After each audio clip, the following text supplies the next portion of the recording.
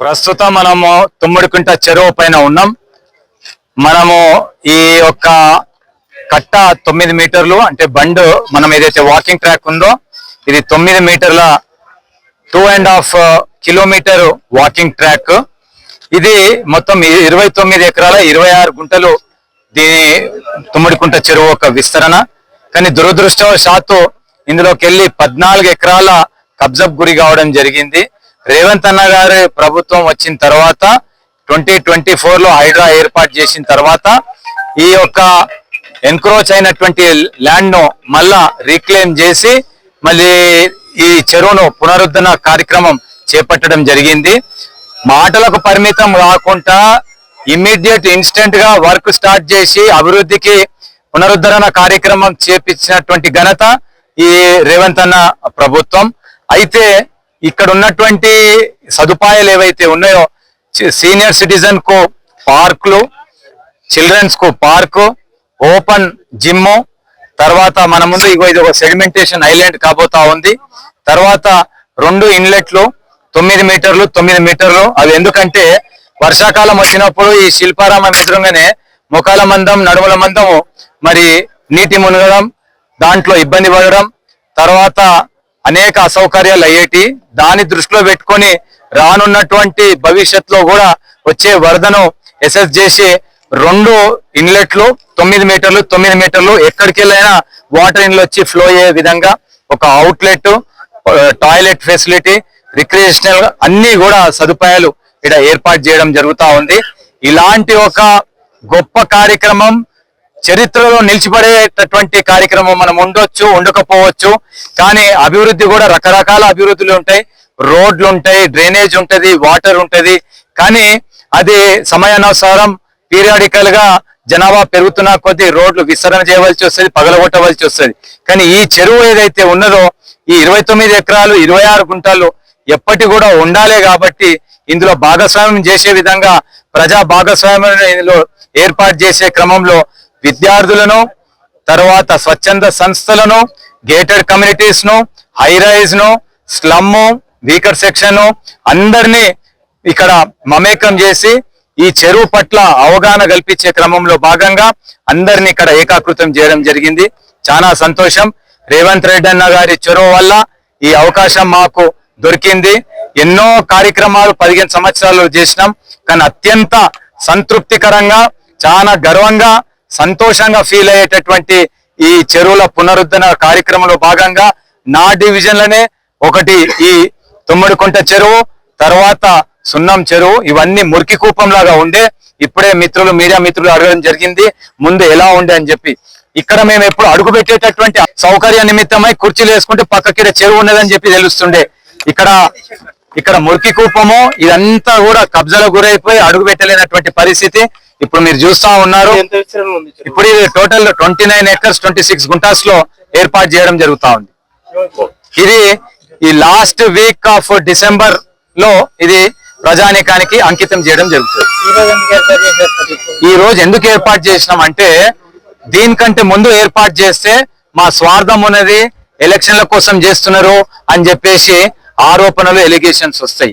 ఇది ఒక పవిత్రమైనటువంటి ఆశయంతో ఏర్పాటు చేసినటువంటి సదుపాయం కాబట్టి ఇది ఎలాంటి పొలిటికల్ మోటివేషన్స్, ఎలిగేషన్స్ ఉండొద్దని చెప్పి ప్రజలను భాగస్వామ్యం చేయాలి. మొండరక కోడ్ ఉండే కాబట్టి అలాంటి సౌకర్యానికి మనకు ప్రాక్టికల్ కాదు. కాబట్టి ఆ ఎలక్షన్లు అయిపోయి కోడ్ అయిపోయిన తర్వాత మరి ఈ చెరువును ప్రజలకు పరిచయం చేయాలి.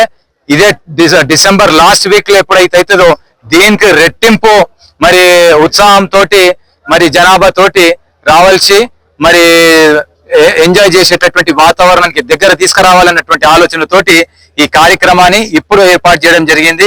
ఇది ప్యూర్లీ నా పర్సనల్, నా డివిజన్ కాబట్టి నేను ముందుకొచ్చి నేను పిలిపించి ప్రభుత్వాన్ని అందరు విమర్శిస్తారు. విమర్శించడం వాళ్ళు ఇక్కడ ఉండరు, వాళ్ళు ఎక్కడనో నగరంలో ఉంటారు, ఏన్నో టీవీలో మాట్లాడతారు.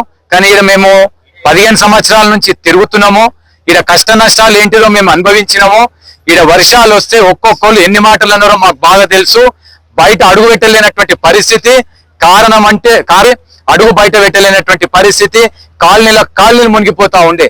కానీ అప్పుడు అనవసరమైనటువంటి విమర్శలు చేసి తప్పుడు పద్ధతిలో దీన్ని చిత్రీకరించి సోషల్ మీడియాలో ప్రసారం చేయడం జరుగుతుంది. కానీ వాస్తవికంగా మేము ఇక్కడ దగ్గరగా ఉన్నాం.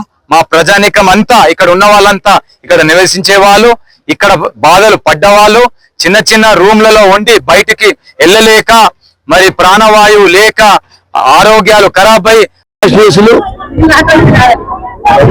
దుష్ప్రచారాలు చేస్తున్నటువంటి తరుణంలో చెరువుల పునరుద్ధరణ అనే భాగంగా మరి సహజంగా ఈ చెరువు హిస్టరీ అందరికీ కూడా తెలుసు. ముఖ్యమంత్రి గారు రేవంత్ రెడ్డి గారు పట్టుదలతో సుమారుగా 12-13 ఎకరాల కబ్జాను 12-13 ఎకరాల కబ్జాను క్లియర్ చేసి వాకింగ్ ట్రాక్ రివిట్మెంట్ ఒక భాగం అయితే, గత 50 సంవత్సరాలుగా 5 ఫీట్లు 6 ఫీట్లు పేరుకుపోయినటువంటి స్లడ్జ్ తీసి ఇతర ప్రాంతాలకు తరలించి చెరువు పునరుద్ధరణలో భాగంగా ఈరోజు మా మిత్రుడు స్థానిక కార్పొరేట్ జగదీష్ గౌడ్ గారు, మా సామాన్య మీ అందరూ కూడా తెలుసు, రోజు మీతో పోరాటం చేస్తూ ఉంటారు మంచి గురించి. పిల్లలు కానీ పెద్దలు కానీ ఎందుకు వచ్చారు అని అంటే, ఎందుకు తీసుకొచ్చాము అని అంటే, సమాజంలో ఆరోగ్యం ఆక్సిజన్ ఎంత కీలకం అనేది అందరికీ కూడా తెలుసు. చాలా మంది నాయకులకి కనువిప్పు కలగలే. వీటన్నిటి ప్రపంచవ్యాప్తంగా కూడా పరిస్థితులు ఏ రకంగా ఆ రోజు ఉన్నాయనేది మనం అంతా కూడా అనుభవించాం ప్రాక్టికల్ గా. వాటిని అన్నింటినీ దృష్టిలో పెట్టుకుని ముఖ్యమంత్రి గారు రేవంత్ రెడ్డి గారు ధైర్యంగా 100 మంది ఉన్నాం. స్టార్టింగ్ లో కొంచెం కఠినంగా నిర్ణయాలు ఉన్నప్పటికీ కూడా కఠినమైన నిర్ణయం తీసుకొని చెరువుల పునరుద్ధరణ, నాళాల పునరుద్ధరణ కార్యక్రమంలో భాగంగా చెరువుల పునరుద్ధరణ కార్యక్రమం పెట్టారు. రింగ్ రోడ్ పరిధిలో 180 చెరువులు ఉంటే 64 నుంచి మా పార్ట్ కుక్కట్పల్లి కూడా కలుపుకుంటే 70 చెరువులు. 70 చెరువులు 10 చెరువులు ఇంచుమించుగా మేము పూర్తి చేసాం. ఇంకో 10 చెరువులు ఆల్రెడీ 5 చెరువులు కంప్లీట్ చేసి నిన్నే పేపర్లో కూడా అన్నింటిలో కూడా వచ్చింది.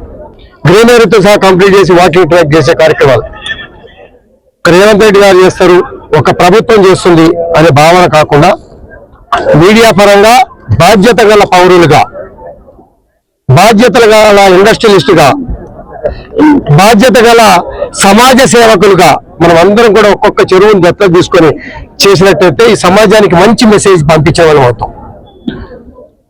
మరి మొన్న వర్షాలు చూసాం, గతంలో వర్షాలు చూసాం.